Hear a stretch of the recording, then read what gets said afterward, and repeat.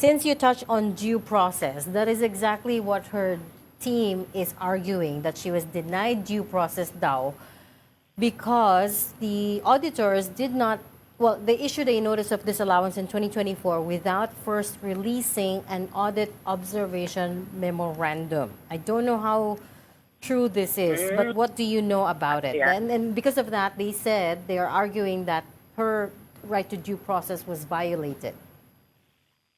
Well, malinaw yan dun sa process namin eh. Meron kasi yung parang rules, nakalagay doon na parang ganito yun eh. Ikaw yung nagbabantay ng pera ng bayan.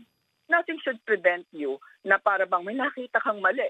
Aba, i-issue mo kaagad yung na, teka, idasilaw mo yan. Parang nasabi mo na hindi pwedeng i-accept ng gobyerno, hindi pwedeng ilibro yan at kilalanin bilang isang valid na paggastos ng pera ng bayan. Ganon, hindi mo na kailangang mag-issue pa process. In other words, yung pag-issue ng AOM, it's just a progression, kumbaga, okay, on a regular, parang on a regular transaction, magsisimula ka sa audit observation, kasi yan eh, you have the time and you have the, naka-reside ka dun sa agency. And then pag hindi makumpleto yung you will request a suspension for submission of additional documents kung papeles lang ang kulang. Pero kapag nakita mo hindi ito usapin ng papeles, usapin na ito ng validity ng expenditure or compliance with laws, rules, and regulations, then may issue ka na ng disallowance. Pero hindi issue ng tinatawag natin na violation mo kasi hindi ka nag-issue ng AOM. Kasi ang doon ay ginawa ng audit team, ginawa ng commission yung tinatawag nating timely action in terms of the prevention of the protection of public funds, di ba? So, yun yung alam. Yeah. In short, an AOM is not a prerequisite to a notice of disallowance. Hindi siya. Hindi siya. And to summarize your point earlier, ma'am, there are several opportunities for her office then to explain the expenses, to explain the use of the confidential funds. Hindi to biglaan na binigyan na lang ng notice of disallowance. May process doon. Regina, if I may, pag tinignan natin yung process, yung guidelines, yung Joint Circular 2015-1, it was crafted in such a way na napakataas ng due regard for tinatawag natin na protecting yung karapatan ng na mapakinggan, di ba? Kaya cost naman yun eh, di ba? Nabigyan sila ng AOM, nabigyan sila ng suspension, and then in other words, nasunod yung progression ng proseso, di ba?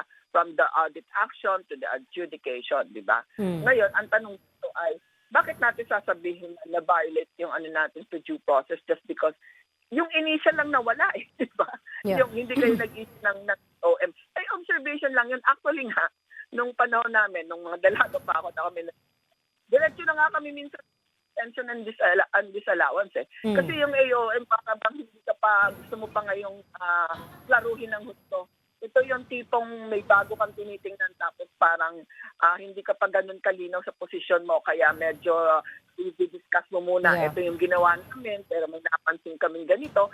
Lalong-lalo na sa nature ng confidential funds. Kasi nga yung confidential funds, ina-advance mo yung pera. Katulad ng regular expenditure na ang pera makukuha mo kapag kita mo na lahat na file mo na yung dokumento at may cheque na, di ba? Ito, balikan. Ibinibigay mo muna yung cash advance and then sasabihin mo, ayan ang plano mo. Sige, ito yung pera. Kung basis ng ililiquidate mo naman, ito na yung certification. Ito na yung plano at ito yung account. So in other words, nasuyod yung due process na yun. I think hindi na valid yung kanilang sinasabi. Ang gusto ko lang idagdag dito at maganda itong punto na ito, ang biro ko noon, pag ako nag-audit nito, of course hindi ako yung auditor, i-disallow ko yung entire 125 million. Alam mo kung bakit? Nung una, on the basis of documents, ito yung aking pagtingin eh, napakalinaw na walang confidential need. Walang need for the confidential fund. Of course, ang sasabihin, bias ka, hindi ka o magdedetermine yan. But look at the documentation. tandaan din nila.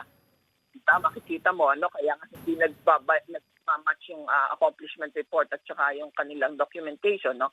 Pero may isang mas matindi na basihan nito. Ang strength ng tinatawag nating confidential funds ay yung certification. Tama? Kaya nga ang biro dyan, hindi naman ito full audit eh. Ito ay certificate audit or certification audit. Kasi yun lang yung ginagamit kong term. Wala talagang gano'n na Kasi ang ginagamit natin dito ay pagka-submit ng certification, yun lang ang titingnan. Kung ikaw. And then pag titingnan lang nila kung anong sinasabi sa certification. So certification, naandun din yun sa joint circular. At pinirmahan ng CEO. Pinirmahan din ng Vice President bilang patunay doon sa certification. Ano ang kaunahang nakalagay sa certification? Nakalagay doon ay certified na ang perang ito ay talaga namang nagastos namin sa confidential funds. Now, ito yun. Nung ni-review ng ISPAW yan, they are just concentrating on the documents that were submitted to them.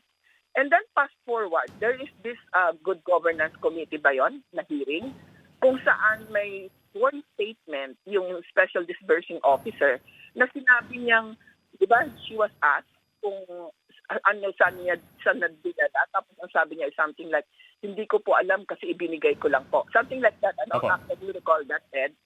Di ba?